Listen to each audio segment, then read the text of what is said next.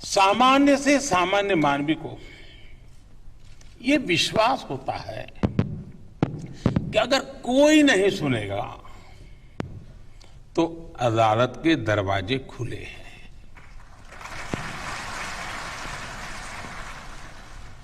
न्याय का ये भरोसा हर देशवासी को ये एहसास दिलाता है कि देश की व्यवस्थाएं उसके अधिकारों की रक्षा कर रही हैं।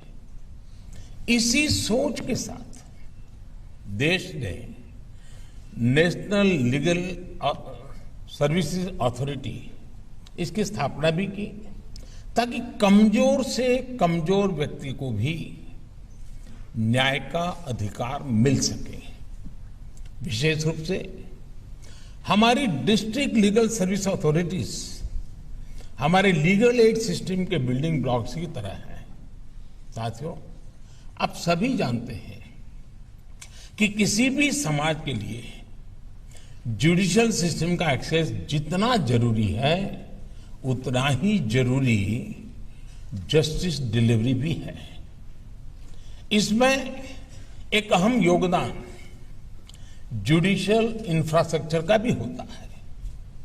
पिछले 8 वर्षों में देश के जुडिशियल इंफ्रास्ट्रक्चर को मजबूत करने के लिए तेज गति से काम हुआ है।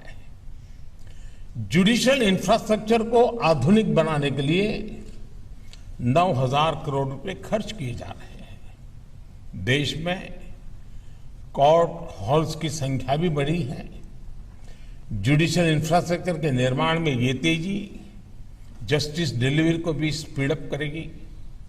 साथियों, दुनिया एक अभूतपूर्व डिजिटल रिवॉल्यूशन की साक्षी बन रही है और भारत इस रिवॉल्यूशन का प्रमुख केंद्र बनकर उभरा है। कुछ साल पहले देश जब भीम यूपीआई और डिजिटल पेमेंट्स की शुरुआत कर रहा था तो कुछ लोगों को लगता था कि ये छोटे से क्षेत्र तक सीमित रहेगा, लेकिन आज हम गांव-गांव में डिजिटल पेमेंट होते देख रहे हैं। आज पूरी दुनिया में जितने रियल टाइम डिजिटल पेमेंट्स हो रहे हैं उसमें दुनिया में उसमें 40% अकेले भारत में हो रहे हैं। रेहड़ी पटरी और ठेले वाले लोगों से लेकर गांव गरीब तक डिजिटल पेमेंट अब हर व्यक्ति के लिए सहज दिनचर्या का हिस्सा बन रहा है।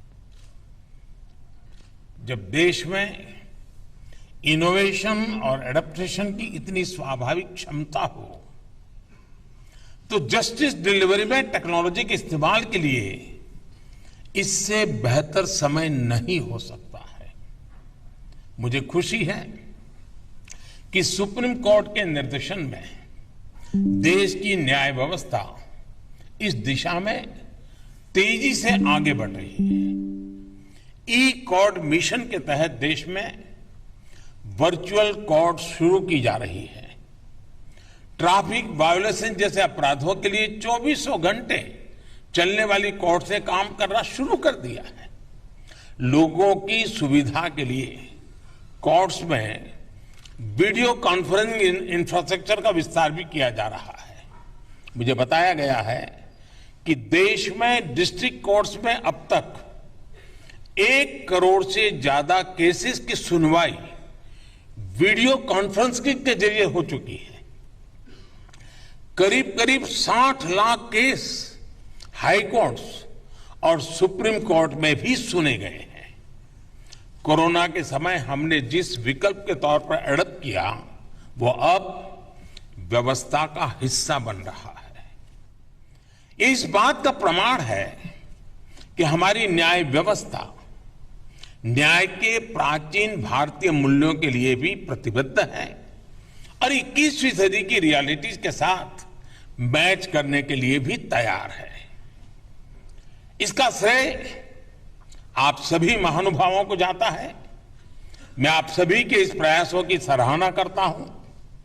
साथियों, सामान्य मानवी तक जस्टिस डिलीवरी के लिए नेशनल लीगल सर्विस अथॉरिटी और सभी डिस्ट्रिक्ट लीगल सर्विस अथॉरिटीज को भी टेक्नोलॉजी की इस ताकत का अधिक से अधिक इस्तेमाल करना होगा। एक आम नागरिक संविधान में अपने अधिकारों से परिचित हो, अपने कर्तव्यों से परिचित हो, उसे अपने संविधान और संवैधानिक संरचनाओं की जानकारी हो, रूल्स और रेमेडीज इसकी जानकारी हो।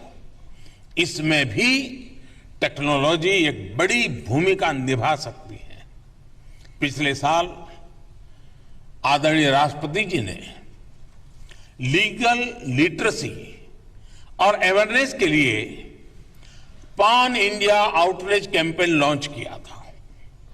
इसमें डिस्ट्रिक्ट लीगल सर्विस अथॉरिटीज ने बहुत बड़ी भूमिका निभाई थी। इसके पहले 2017 में pro bono legal service programme भी लॉन्च किया गया था।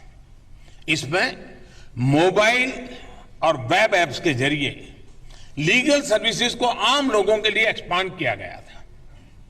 इस तरह के प्रयासों में अब ये अथॉरिटीज एक कदम और आगे बढ़कर नेक्स्ट जेन टेक्नोलॉजीज का इस्तेमाल करेगी तो जनता का और हित होगा। साथियों, आजादी के 75 साल का ये समय हमारे लिए कर्तव्य काल का समय है। हमें ऐसे सभी क्षेत्रों पर काम करना होगा जो अभी तक उपेक्षित रहे हैं। देश में अंडर ट्रायल कैदियों से जुड़े मानवीय विषय पर सुप्रीम कोर्ट द्वारा पहले भी कई बार संवेदनशीलता दिखाई गई है। ऐसे कितने ही कैदी हैं जो कानूनी सहायता के इंतजार में वर्षों से जेलों में बंद हैं। हमारी डिस्ट्रिक्ट लीगल सर्विस अथॉरिटीज इन कैदियों को कानूनी सहायता देने का जिम्मा उठा सकती है। आज यहां देश भर से डिस्ट्रिक्ट जजेज आए हैं। मेरा उनसे आग्रह है कि district level under trial review committee के चेयरमैन होने के नाते अंडर ट्रायल कैदियों की रिहाई में तेजी लाएं। वैसे मुझे बताया गया है कि नालसा ने इस दिशा में कैंपेन भी शुरू कर दिया है। मैं इसके लिए आपको बधाई देता हूं, आप सबको बधाई देता हूं और अपेक्षा करता हूं कि आप लीगल एड के जरिए इस अभियान को सफल बनाएंगे। मैं बार काउंसिल से भी आग्रह करूंगा कि इस अभियान से ज्यादा लॉयर्स को जुड़ने के लिए प्रेरित करें। साथियों, मुझे आशा है हम सभी के प्रयास इस अमृतकाल में देश के संकल्पों को नई दिशा देंगे। इसी विश्वास के साथ मुझे आपके बीच आने का अवसर मिला, इसके लिए भी मैं आप सबका धन्यवाद करता हूं और मुझे विश्वास है कि 2 दिन का ये आपका मंथन जिन अपेक्षाओं और आशाओं के साथ इतना बड़ा समारोह हो रहा है उतने ही बड़े परिणाम लाएगा। इसी अपेक्षा के साथ बहुत बहुत धन्यवाद।